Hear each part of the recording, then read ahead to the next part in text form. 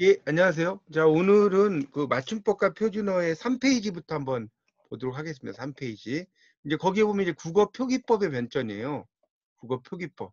국어 표기법이 있는데 이제 이거의 변천에 대한 이야기인데 그 앞부분은 뭐 별로 중요한 것 같지 않으니까 넘어가도 될 것 같고요. 뭐 그건 여러분이 한번 읽어보시고 그 뒤에 4페이지를 보시면 4페이지를 보면 거기에 이제 좀 어려운 말이 한자 차용 표기법이라는 말이 있어요. 자, 거기 이제 그 4페이지를 보시면 한자 차용 표기법이라는 게 뭐냐면 한자를 빌려 쓴다는 거죠. 차용이라는 말은 빌려 쓴다는 것을 우리가 차용이라는 말 써요. 거기 그 4페이지 첫째 줄에 보면 요 차용이란 말 쓰거든요. 이게 빌릴 차자에 쓸 용자예요. 그러니까 이 차용은 빌려 쓴다는 거예요. 이런 의미인데 그래서 이제 차자표기법이라고도 하고요. 그래서 예를 들어서 천이라고 합시다. 천 그러면 이건 하늘이잖아요. 하늘천 이런 이야기죠. 그러니까 이 하늘이라고 하는 것은 뭐겠어요? 뜻이고 그러니까 이거 뜻은 훈이라고도 하고 석이라고 돼요. 같은 말입니다. 거기 그 4페이지 셋째 줄에 보면 이제 천이란 이렇게 시작되는 게 있을 거예요. 그래서 같은 말이고 그 다음에 이제 천이라는 건 소리죠. 음이죠. 음. 이거는 뜻이고 이건 음이라는 거예요. 그런 걸 이야기하는 거죠. 그러니까 우리가 우리말로 돌쇠라는 사람 이름을 한자로 석금이라고 했다. 석금, 돌쇠를 만약에 이렇게 했다고 하면 이거는 이제 뭡니까? 이게 이제 다 이게 돌석자에 그다음에 새금자잖아요. 그러니까 돌쇠가 되는 거죠. 우리가 만약에 석금이라고 이야기했다면 이게 돌쇠 그 이런 것들에 대한 이름을 한자로 쓴 거다. 이렇게 이제 이해를 하시면 됩니다. 뭐 그런 걸 이제 이야기를 하는 거라고 보시면 됩니다. 그러니까 빌려 쓰는 거예요. 우리말이 없었으니까 한자를 가지고. 그 다음에 이제 여기서 중요한 것은 그 다음 단락에 이 차자표기 형식에서 이제 중요한 게 이두와 그 다음에 구결과 향찰이 나올 거예요, 아마. 자, 이거 아주 중요합니다, 이거. 이거 한 별 3개를 쳐놓으셔야 돼요.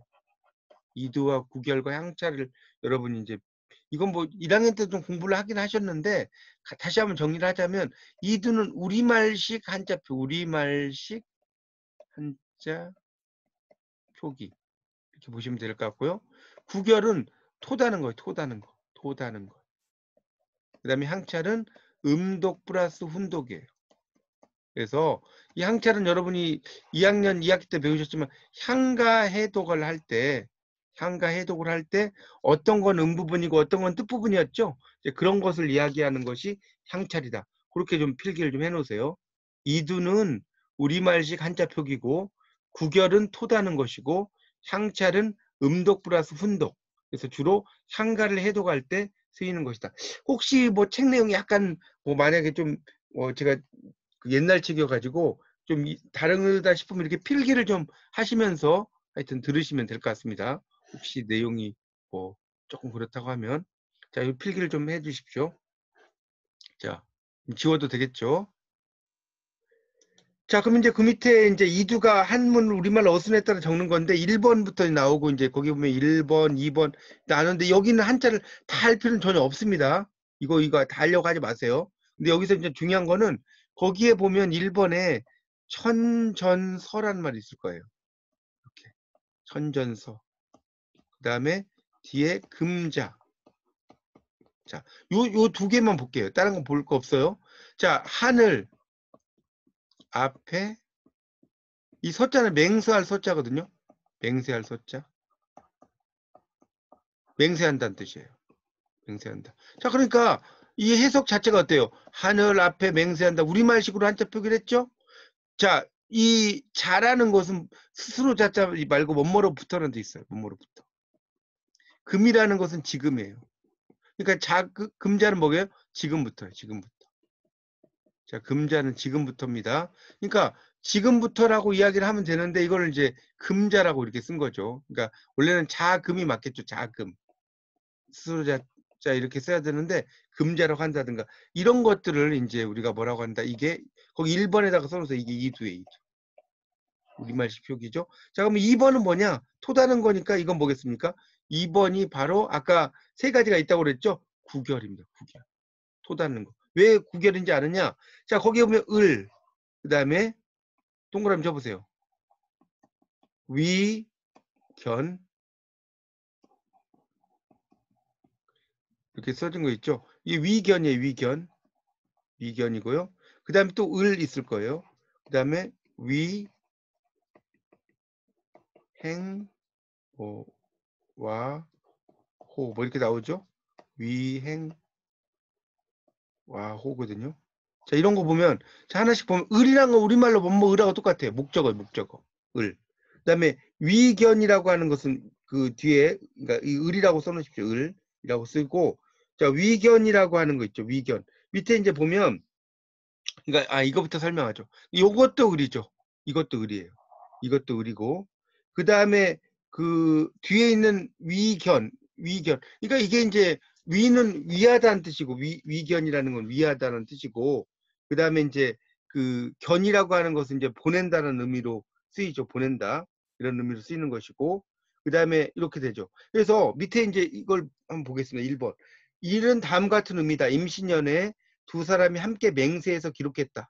그래서 하늘 앞에 맹세한다. 어쩌고저쩌고 한다는 거예요. 그래서 거기 넷째 줄에 보시면 천전서, 금자 등과 같이 거기 좀 밑줄 좀 치실래요? 있으면 천전서, 금자 등과 같이 우리말 어순에 따라 한자를 나열한 것이다. 이런 말이 있을 거예요.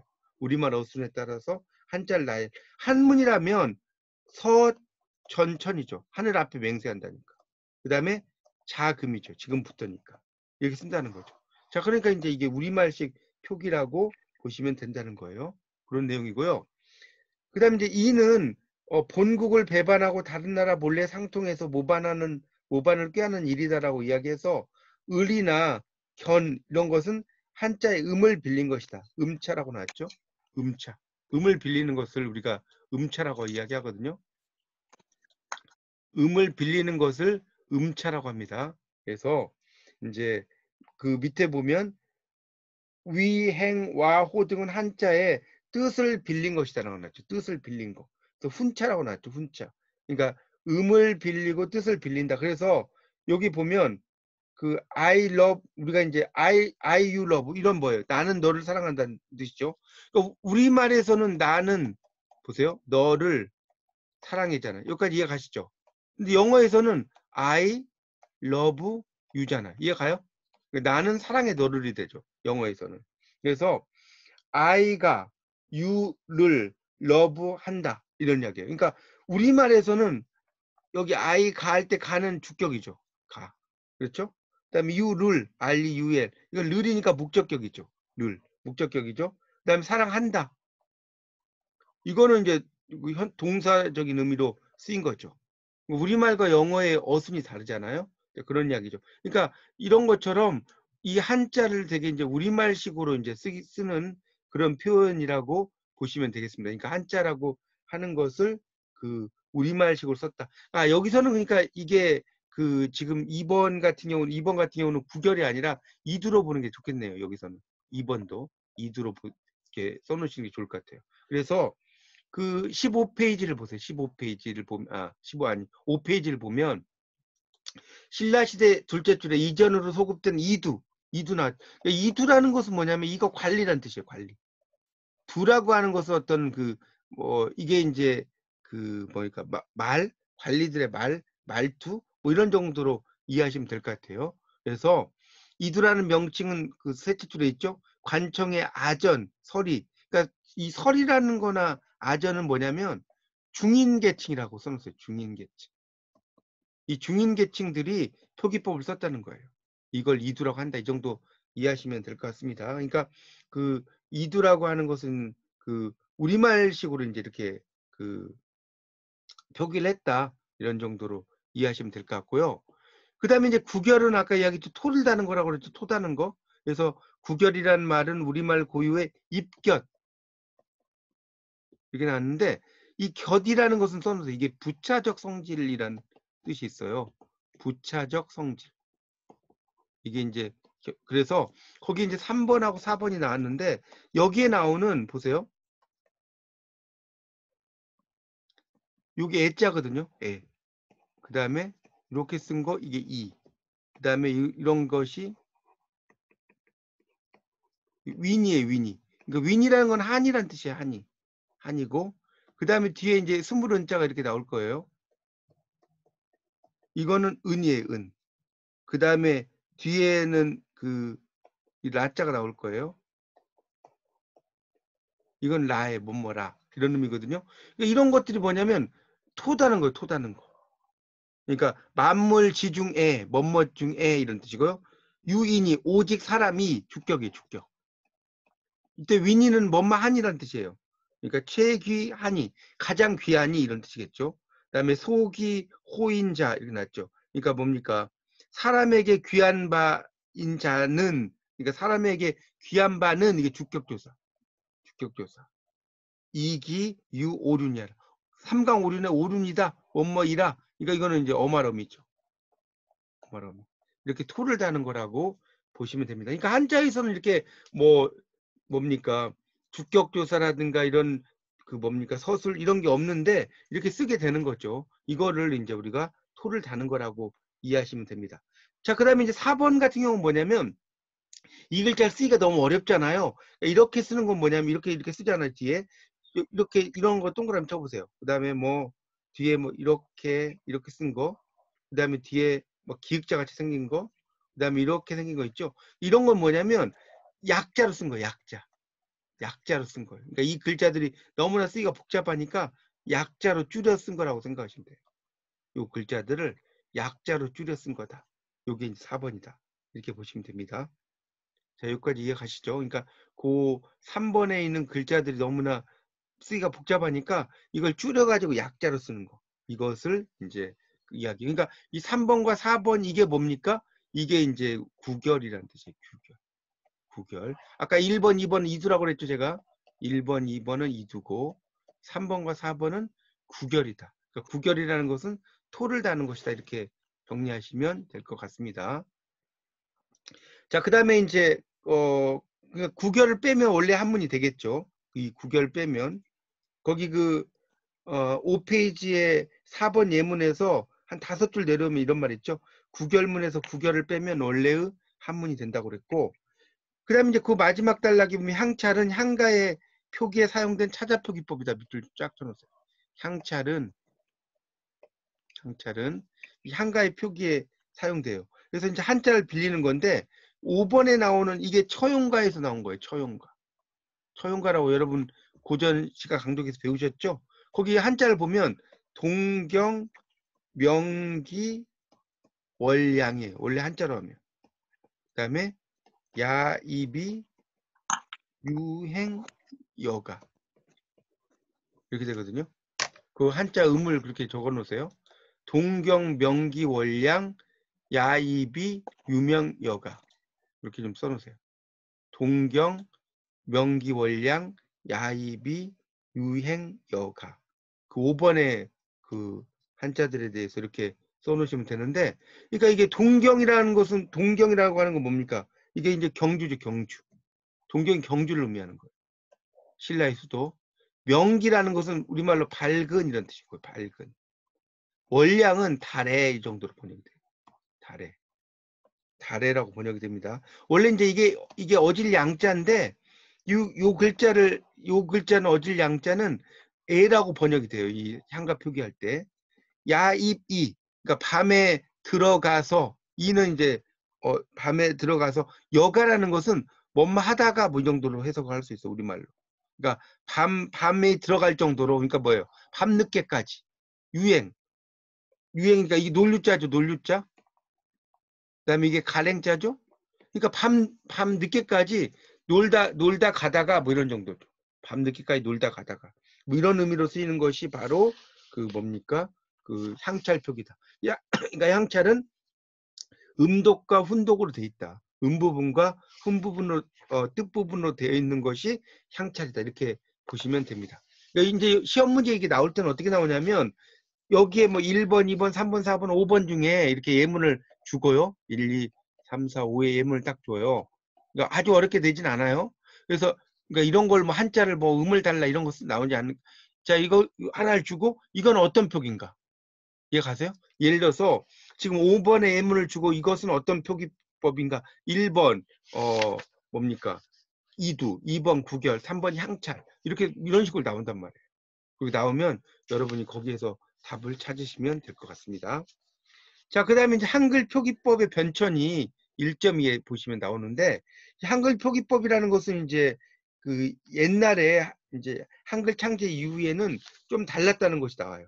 그 나오죠. 그래서 거기 그 1.2에서 그 한글 창제법의 이제 표기의 변천에 하나, 둘, 셋, 넷째 줄 정도 가면 실제 이런 말이 있을 거예요. 실제 발음을 충실히 표기하는 방식을 음소적 표기법.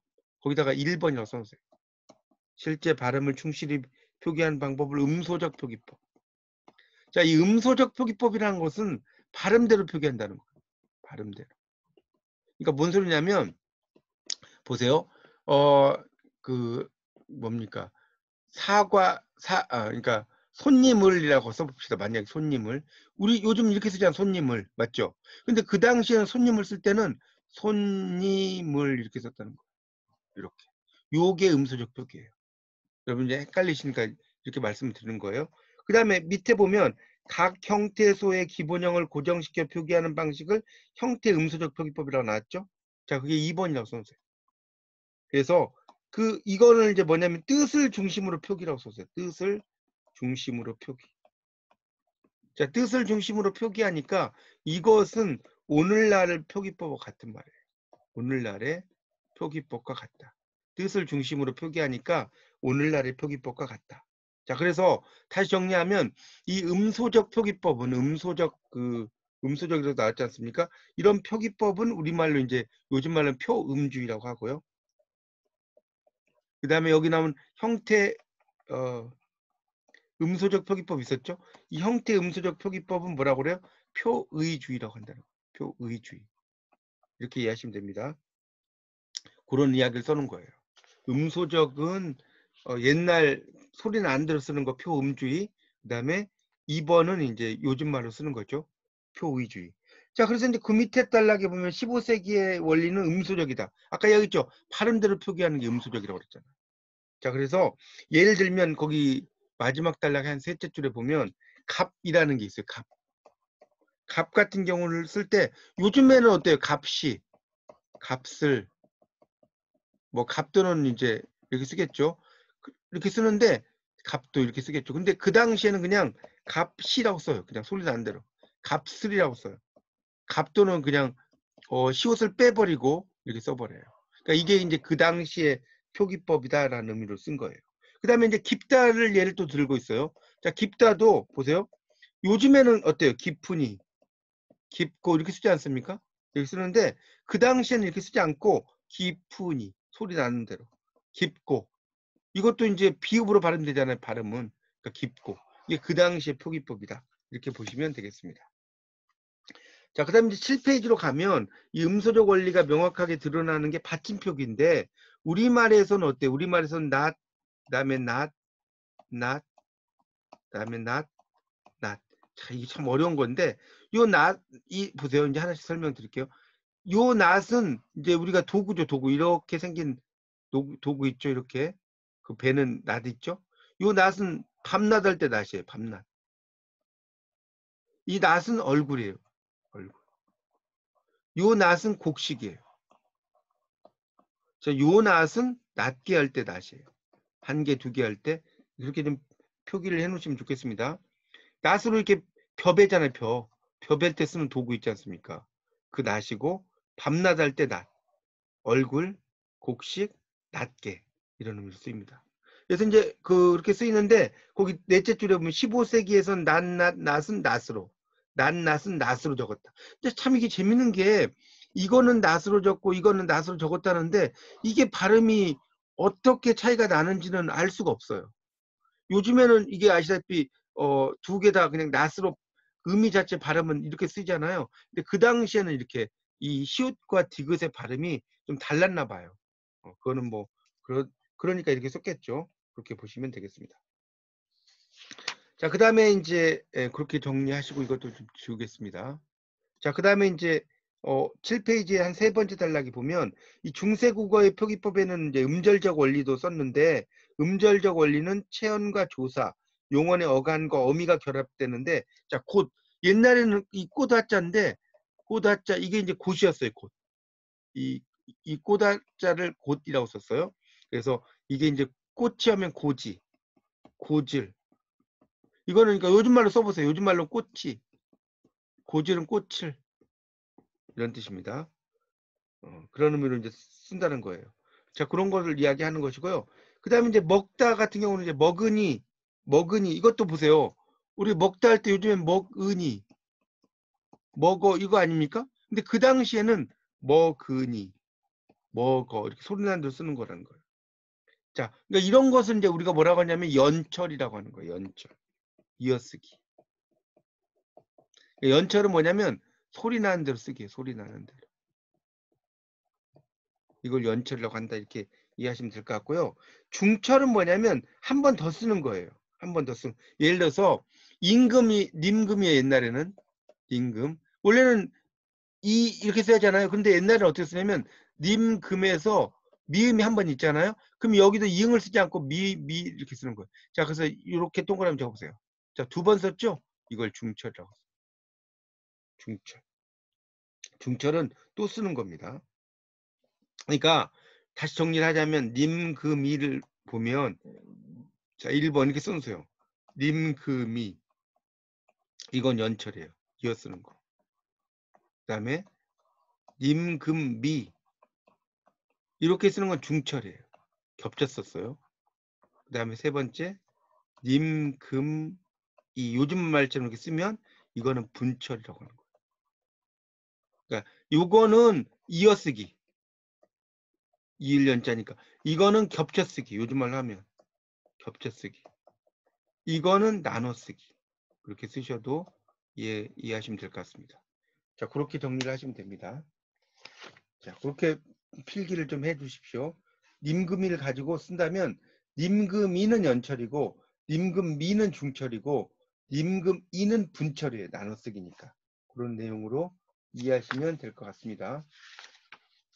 자, 그래서 이제 그 7페이지에 이제 그 밑에 마지막에 보면 그 중세고 특히 15세기 한글 표기법은 현대 한글 맞춤법과는 다른 원리지만 완벽하게 정제됐고 그러나 17세기 이후에 근대 국어 시기에 오면 한글 표기법은 문란해져요. 자, 그 문란해진 이유가 첫째, 밑에 첫째 보세요. 근대 국어 시기에 들어오면서 우리말은 많은 변화를 겪게 된다. 여기 나왔죠. 자, 거기 이제 7페이지의 마지막 밑에서 둘째 줄에 첫째 동그라미 치시고 이렇게 변화를 겪게 된다는 거예요. 자, 그러니까 결국 쉽게 말하면 뭐냐면 이렇게 써주세요. 우리가 50년만 봐도 50년 전의 말과 현대어는 달라요. 그렇지 않나요? 여러분 그 김억의 봄은 간다 이런 그 시 한번 봐보세요. 또 주요한의 불놀이 이런 거 봐보세요. 요즘하고 말투가 좀 달라요. 한번 잘 보시면 그런 거라는 거죠. 그러니까 하물며 이런데 뭐 그 뭡니까 중세 국어는 말할 게 있습니까? 말할 게 없죠. 우리가 지금 쓰는 말도 한 앞으로 한 1000년 정도 있다 지나면 그 당시 우리 후손들이 쓰는 말하고 또 달라져요.